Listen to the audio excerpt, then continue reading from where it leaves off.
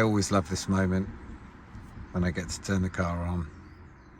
Always a bit of wait and see. I don't know why. Ever since I've had this car, there's always a bit of wait and see. Will it or won't it?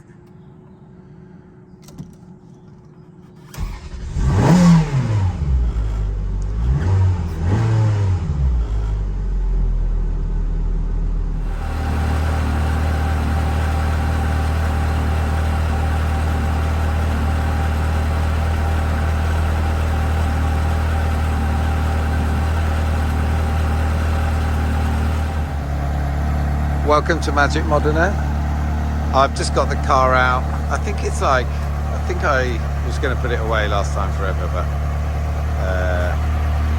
I actually had a conversation with the garage about doing some paintwork on this, so I thought I'd get it out again. And then while I was getting it out, I thought maybe just have a little reflection on the year, and just have a think about how many miles I'd done in it, how much I'd spent, and what work I wanted to do on it as we go into next year. So here we are. She's looking bloody good in the winter. I don't know, something about the winter light that always makes this thing look amazing. So yeah, I thought that's what we would do for a few minutes and just reflect on 2022, which I think is my fourth, maybe fifth year of ownership, maybe 4.5 years. The longest I've ever owned any car, actually. So there's a milestone in its own right. And I don't know, a lot of people argue about whether you should or shouldn't start the car up without driving it, but I think just making sure things tick over, I don't think is the end of the world. And so yeah, let's have a think about what we've done in this car this year. So yeah, when I reflect on this year, I actually haven't done as much. It's been a pretty quiet year. If you think last, let's get this right, 2021, I drove to Italy and did all the trip over the Alps. Please check my previous videos for that if you want to see some amazing scenery. I actually did, one of the things people always ask is like, how much money have you spent and all that kind of stuff. So I will cover a bit of that. But no, I haven't done as much. The biggest trip I've done this year, I drove to the Spa Grand Prix, which was pretty cool. Not that far in the grand scheme of things, but still another international trip, which I really enjoyed. The car did great, and has, continued, touch wood, to be faultless in terms of how it's operated. The start of the year, I did do a load of work on it, and big thanks, happy Christmas, to AV Engineering, who have for the last 18 months or so been the main garage working on my car. And as many of you know, he's a huge expert in his field, and in particular the 360. So I had a load of work done there. I'm just looking at the list. In fact, the list is long, 3 pages long, and that included things like cam belts. If you've seen previous videos, you'll know that I did the upgrades to the ECU and making the car behave a little bit closer to a kind of Challenge Stradale setup. Again, something that I followed, Seeing Through Glasses followed their lead. Usual stuff, ball joints, full service, you name it, like gaskets. So yeah, that was not a cheap one. That ended up being about 4.5 grand, give or take. So I always say, when people say how much should you spend, how much should you be ready to spend on owning one of these, and I do sort of say, if you bank on 4 grand a year, you'll have years where it comes in much cheaper, and you'll have maybe some expensive years. This was obviously, I did a lot of work on this, so it was expensive.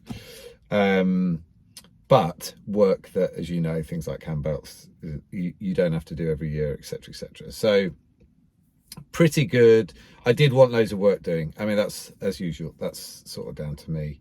I definitely have an approach with this car, which is preemptively fix things. Don't wait for them to happen to you. And, you know, sometimes that can feel a bit more expensive.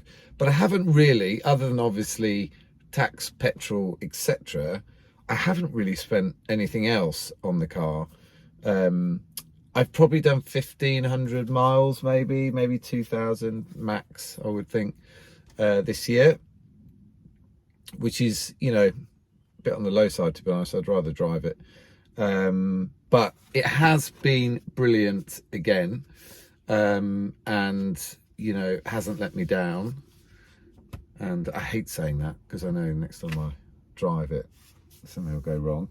But it has been brilliant. Oh, the only other thing I did do, no, the 4 tyres I actually did last year. So that's last year's. But yeah, it's got some nice new boots on it. So this year's been a success. Let's say the drive to Spa was brilliant. It's been reliable. I still love, I watched Seeing Through Glasses, Sam's video about, you know, him thinking about what to do with his 360, and I kind of get it. I understand, like, I'm not used to having a car for 4+ years. It's something I normally change them. I always said that this was one that I would keep, and I still intend to keep it, but, you know, equally I sort of think, well, you know, is it going to get into its latter years and so on? But actually, I saw the video about getting some paintwork done, and it sort of inspired me to get in touch with a couple of companies about doing the paintwork, doing a couple more things.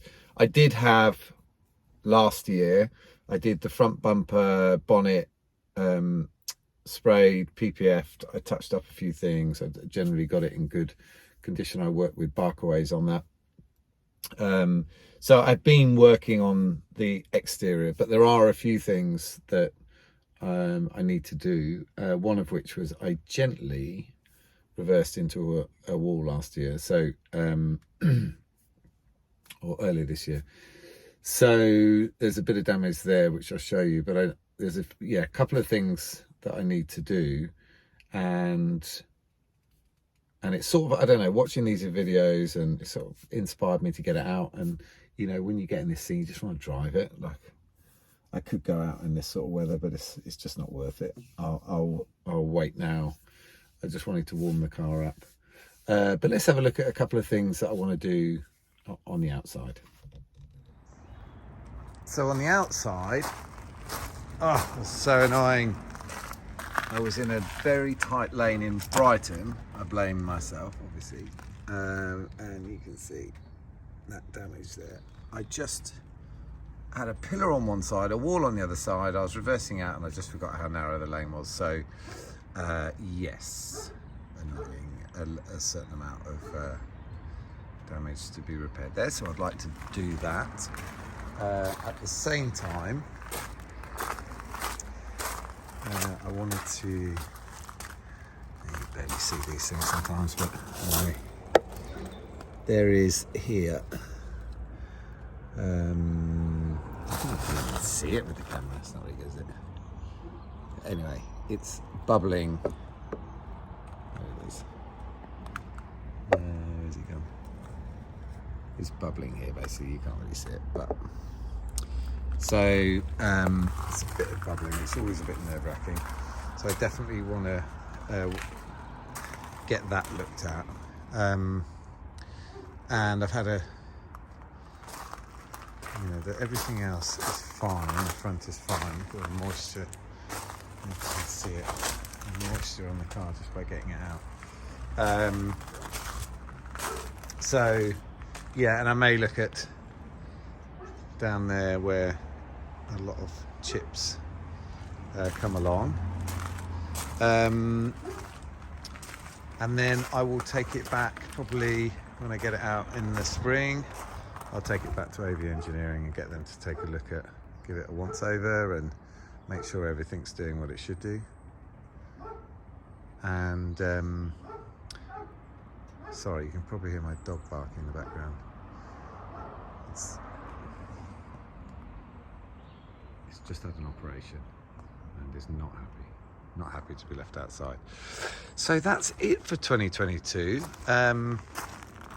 Yeah, less of an exciting year, but nevertheless I've thoroughly enjoyed having this little beaut, and can't wait to get it out next year. It is a resolution to do more with it next year, so I'm going to have a little think about what journeys I can do. In the meantime, the Taycan will do its bit. But thank you for everyone who has been watching this year and has liked my videos and shared them and all the rest of it. It's much appreciated, and look forward to talking more about this pretty little thing next year. Have a great holiday, Happy New Year, and that's all from Magic Modena.